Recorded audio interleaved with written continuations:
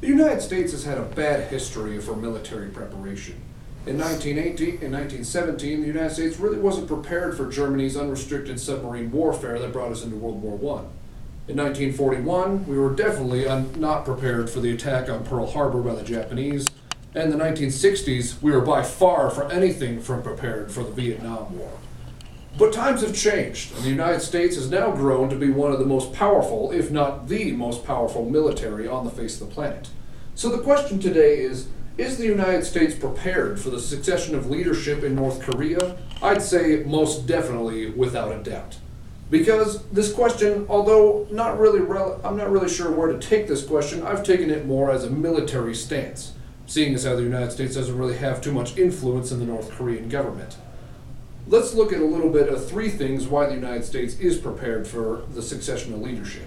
In the case that the new North Korean leader, Kim Jong-un, isn't exactly as stable as his father and grandfather were. My first point is that we need to look at military statistics for preparation. Second point is that we need to look at what North Korea's allies have their influence over. And third is that we need to look at what the U.S. has as far as allies are concerned. My first point is military preparation. According to the Time Almanac 2011, the United States is ranked as second for second largest active military on the face of the planet, with an active military force of about 1.5 million troops and around 800,000 troops in reserve. North Korea ranks just fourth place with about 1,190,000 troops in active position and around 600,000 troops in reserve. The North Korean military is ranked relatively close to what the U.S. has, but this is determined based on the size of their active military force. What many paranoid Americans that are fearful of North Koreans' actions don't really look at is the technological advantage the U.S. military possesses over North Korea. The North Koreans are heavily dependent upon old Soviet technology from the 1950s and 70s for their armored vehicles, whereas the United States has much more modernized equipment with supercomputers in each vehicle to allow for supreme targeting systems rather than the old iron sights and scopes that the North Koreans rely on. The United States also has a much more powerful navy. According to the Time Almanac 2011, the United States has 22 carriers, 22 frigates, and 49 destroyers compared to North Korea's 3 frigates for their surface fleet. Submarine count is about matched for a 71 to 70 count, but in Air Force, the United States has about 948 aircraft compared to North Korea's 48 aircraft. We can see through military preparation statistics that in the event an armed conflict occurs with North Korea, the United States is most definitely much more well prepared for this. But many paranoid Americans aren't necessarily worried about North Korea. They're worried about North Korea's big brother to the west, China.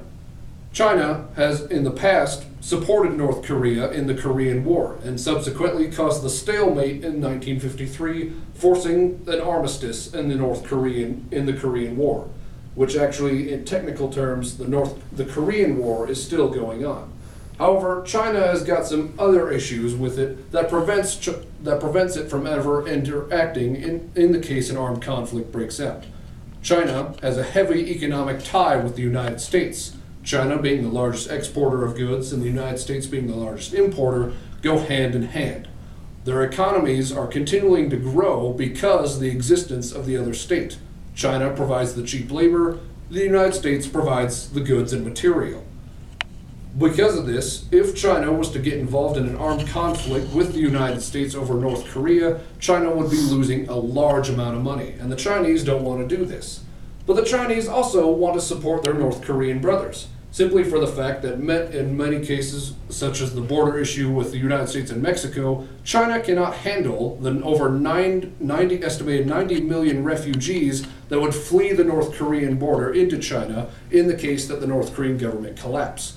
Because of this, China has continually paid the debts that North Korea continues to get into because the North Korean government puts all of its money into the military rather than caring for the people.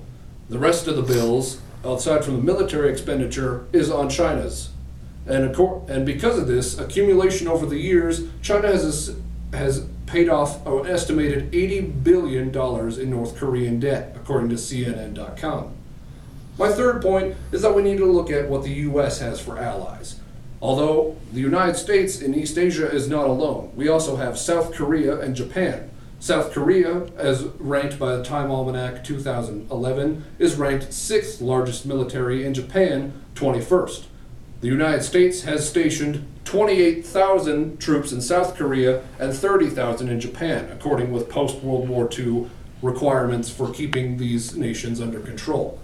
Because of this, we can see through these 3 points of the statistics that the United States has much more advanced technology, that North Korea's allies are too heavily economically dependent upon the United States, and that the U.S. has far greater numerous allies than North Korea does. We can see that the United States is very well prepared in the case that North Korea decides to go into an armed conflict. Thank you.